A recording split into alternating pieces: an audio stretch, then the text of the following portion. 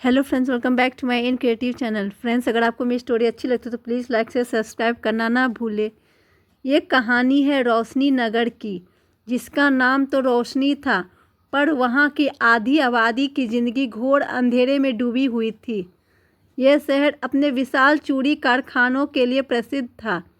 शहर की लगभग हर महिला, हर बच्ची, हर बूढ़ी औरत ने इन कारखानों में अपना जीवन खपा रही थी। कांच की खनक उनके जीवन की धुन थी और धूल और गर्मी उनका स्थायी साथी।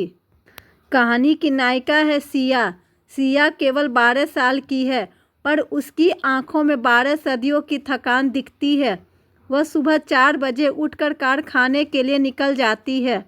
उसके छोटे से हाथों को बारीक कांच के टुकड़ों को जोड़ने और पॉलिश करने का काम मिला है। उसे हर दिन कम से कम 1500 चूड़ियों का कोटा पूरा करना होता है। उसका शरीर रोज रात को बिस्तर पर गिरते ही जैसे टूट जाता है, पर सुबह फिर वही नियति उसे खींच लाती है। सिया के पिता रमेश एक दुर्घटना में अपनी आंखें खो चुके हैं और मां मीना इसी कारखाने में 20 साल काम करने के बाद सिलिकोसिस फेफड़ों की बीमारी से जूझ रही है। उनका घर एक कमरे की अंधेरी कोठरी है, जहां चूड़ियों की मीठी नहीं बल्कि कड़वी महक बसती है। यह केवल सिया के घर की कहानी नहीं है। रोशनी नगर में यह सामाजिक बीमारी बन चुकी थी। बाल श्रम यहाँ का खुला रहस्य था। जब कभी कोई बाहरी संस्था जांच के लिए आती, कारखाने के मालिक बच्चों को पीछे के गुप्त दरवाजों से बाहर निकालकर उन्हें डर के मारे चुप रहने की धमकी देते। समाज का तथाकथित भला करने वाला वर्ग, जो इन कारखानों के मुनाफे पर पल रहा था, जानबूझकर इस सच्चाई से आंखें मूंद लेता था। एक दिन कारखाने का मुंशी, एक मोटी तोंद वाला आदमी, सिया को उसके काम की धीमी गति के लिए डांटता है। अगर आज 1500 चूड़ियाँ पूरी नहीं हुई तो तेरी माँ की दवाई का पैसा कटेगा और तू रात को यहीं रुकेगी। मुंशी की आवाज़ में सिर्फ क्रूरता थी, इंसानियत का दूर दूर तक कोई नामो निशान नहीं। सिया डर के मारे कांप जाती है। उसके हाथों से कांच की चूड़ियों का एक गट्ठा जमीन पर गिरकर टूट जाता है। टूटने की आवाज़ पूरे कारखाने में गूंजती है, जैसे सिया के सपनों और समाज की नैतिकता दोनों के टूटने की आवाज़ हो। सिया की आंखों से आंसू बहने लगते हैं, पर उन्हें पोंछने के लिए भी उसके पास समय नहीं है।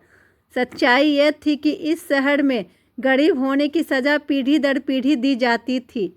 सिया का जीवन अब एक अंधा संघर्ष बन चुका था। एक तरफ माँ का खासना, पिता की लाचारी और दूसरी तरफ कारखाने की दम घोटू गर्मी।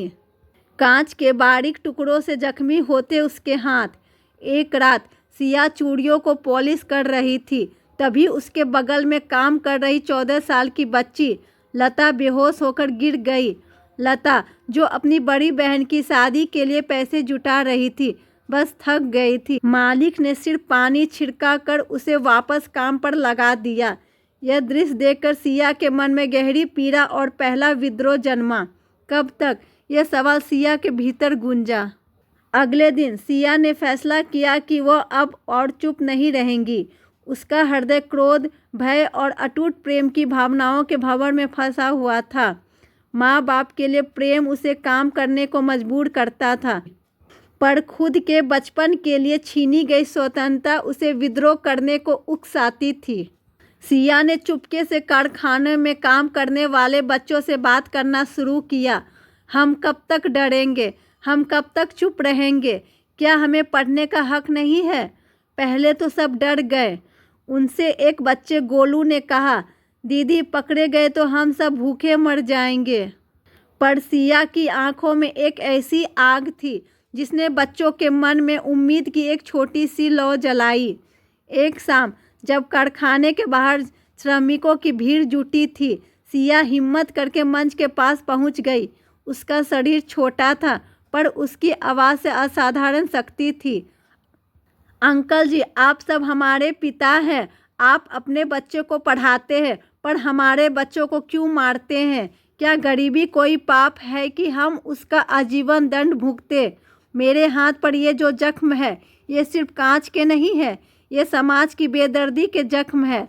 हम खिलौनों से खेलना चाहते हैं, चूड़ियाँ बनाना नहीं। हम स्कूल जाना चाहते हैं, कारखाने नहीं। हमें न्याय चाहिए। सिया का भाषण सहज, कच्चा और भावनाओं से भरा था। कुछ मजदूरों की आंखों नम हो गई। यह सुनकर मुंशी और मालिक आग बबूला हो गए। मालिक ने सिया को मंच से खींचकर नीचे गिरा दिया और उसे जोर से धमकाया, तेरा अंजाम बुरा होगा। मगर सिया की आवाज़ अब सिर्फ आवाज़ नहीं, रोशनी नगर की आत्मा बन चुकी थी। उसके बाद से बच्चों ने काम के दौरान भी हंसी खुशी से पढ़ना शुरू कर दिया। उन कांच के टुकड़े पर गिनती और अक्षर लिखना शुरू कर दिया। छोटी छोटी कहानियाँ कहना शुरू कर दिया ताकि काम के दौरान भी बचपन जिंदा रहे। संघर्ष का अब केवल शारीरिक नहीं था, बल्कि सपनों और हकीकत के बीच का भावनात्मक युद्ध था। सिया के विद्रोह की कहानी धीरे धीरे स्थानीय मीडिया तक पहुंची। पत्रकार आए, मानवाधिकार कार्यकर्ता आए, विरोध बढ़ता गया।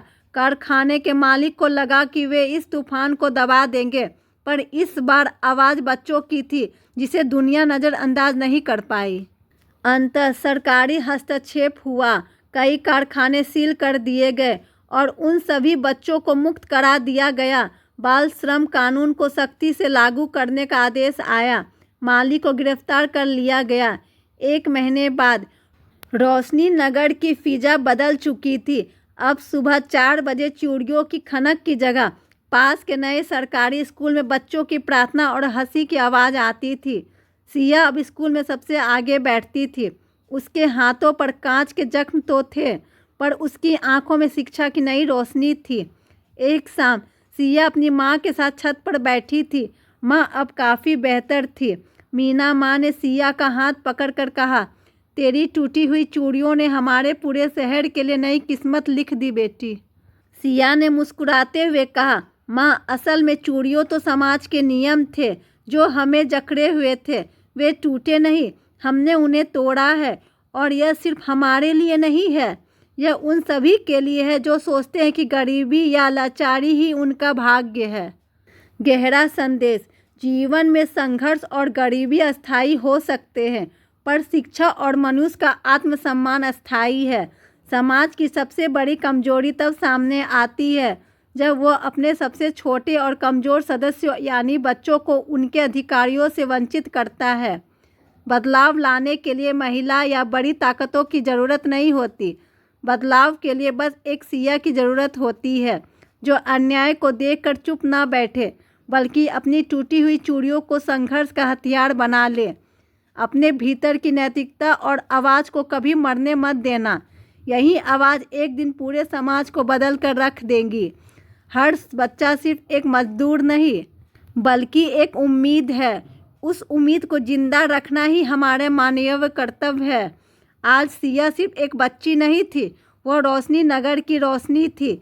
उसने टूटी हुई चूड़ियों के शहर को उम्मीद की नई खनक दे दी थी।